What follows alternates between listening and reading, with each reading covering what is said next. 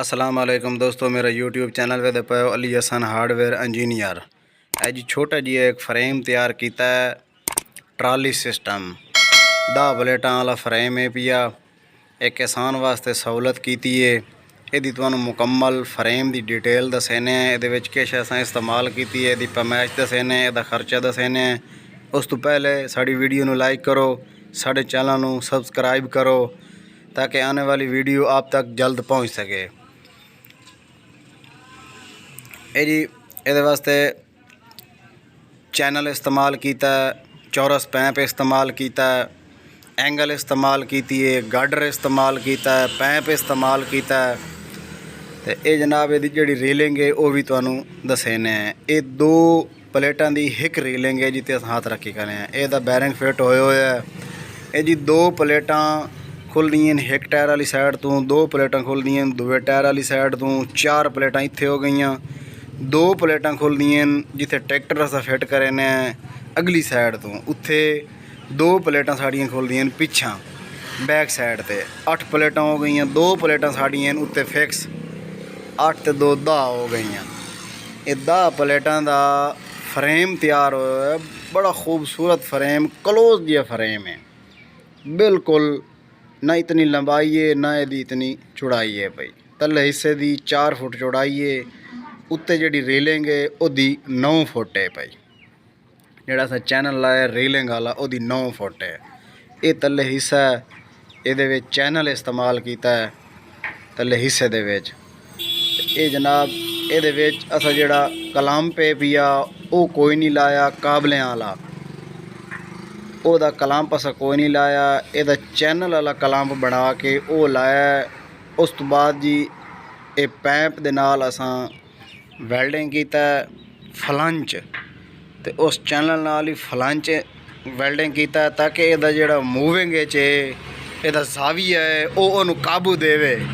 ओहदे विच होंदा अगर फ्लंच जेड़ा असां ना लाविया तां फ्रेम दा नुकसान आई। जोड़ा असा कलंप उहदा नहीं लाया उत्थे असां चैनल इस्तेमाल किया, उहदे विच मुड़ सानू उहदा ज़ाविया देवन वास्ते वो फ्लंच सानू लाजमी चाहिदा आई। उहदे वास्ते वो लाया, उहदा खर्चा बचाया। इहदा जितना भी साड़ी कोशिश आई असां उतनी कीती, असां इहदा खर्चा बचाया। ये विच भी असां चौरस पैंप इस्तेमाल किया है, तुहानू जूम करके विखाईने। चौरस पैंप है पिया। इहदे उत्ते ये जड़ियाँ प्लेटा हैं वो कसी हुई हैं। जी रीलिंग डंडे बहर निकल खलोंदे उन्होंने डंडिया के विच असां एंगल इस्तेमाल की है ताकि उन्होंने उत्ते वज़न होंदा है। वो मुकम्मल प्लेटा 2 प्लेटा का वज़न वो झल खलोंदियां। ये इन्वर्टर का डब्बा भी लाया है, हिस्से तले क्लोज जिहा रखे है।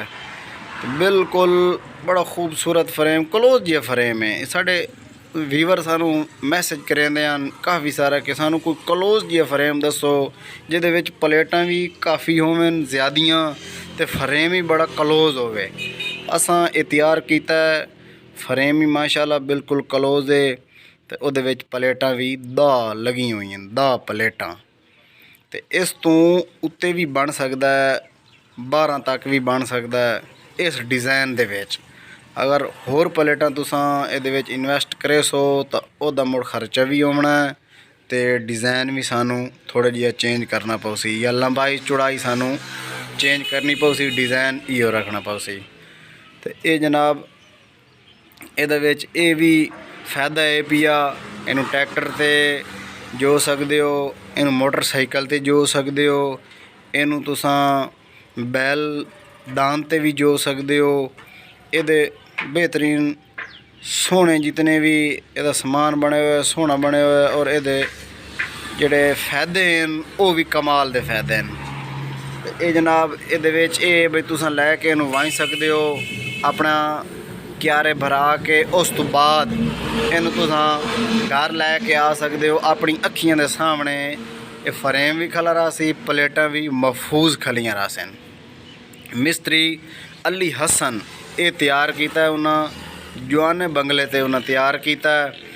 ये जी जितने भी साढ़े व्यूवर हैं, साढ़े किसान भाई हैं, ये उन्होंने वास्ते ये पैकेज है भैया। और बेहतरीन काम भी सोहना होया खड़ा है, तसल्ली दा रंग भी ओके होया खड़ा है, लिखाई भी होई खली है, ए पिन्ना लगियां खलियां ताकि जिहड़ी रेलिंग साडी है वो अस जिहले लैके फ्रेम साढ़े किसान भाई लैके जा रहे हो सन ये रेलिंग खुल ना वजे। इस वजह तो ये बैरिंग लगे हुए हैं, ये पिन्ना लगी हुई हैं ताकि जिहले खोलने च आसानी होवे। ये न होवे कि वो कल्ला बंदा होवे तो छिक छिक के थक वजे, रेलिंग बाहर ही ना निकले। उस रेलिंग का बनावन का फायदा तो नहीं फ्रेम का। ये अस आसानी रखी है कि ताकि एक बंदा इनू मुकम्मल खोल भी सकता है, इनू बंद भी कर सकता है। ये काफ़ी सारे होर भी डिज़ाइन हैं तो इंशाअल्लाह तुहानू वो भी आहिस्ता आहिस्ता वीडियो बना के तुहानू विखा दिसां जितने भी डिज़ाइन हैं। तो ये किताब वाला भी बन सकता है, पैंप वाला भी बन सकता। ये डिज़ाइन मुख्तलिफ होंदे तो लंबाई चौड़ाई भी मुख्तलिफ होंदी है, लेकिन ये असां क्लोज जिहा बनाया है कि साढ़े जिहड़े व्यूवर हैं उन्होंने परेशानी ना होवे, उन्होंने खर्चा भी बच जाए और उन्होंने काम भी हो जाए। और बहुत ही मजबूती नाल ये जिहड़ा काम होया खला है और तसल्ली नाल कीता है ताकि आंदे वक्त अंधेरी तूफान आवे तो इस फ्रेम नू कोई नुकसान ना होवे। इस वजह तो बिल्कुल इहदा सफाई नाल और कुंज के काम कीता है। तो जनाब तुसां वीडियो मुकम्मल वेख के इनू लाइक करना है, इनू शेयर करना है ताकि जिहले हुण किसान साढ़े भाई बनवा रहे हैं फ्रेम वो इस तरीके बनवावें कि नुकसान तो बच वंजन, इस तरीके क्लोज बनवावें ताकि इनू छेक के बंदा घर भी लै सकता है, क्यारे च बन सकता है। वीडियो नू लाइक करना है। नेक्स्ट वीडियो से मिलेंगे, तब तक के लिए अल्लाह हाफिज़।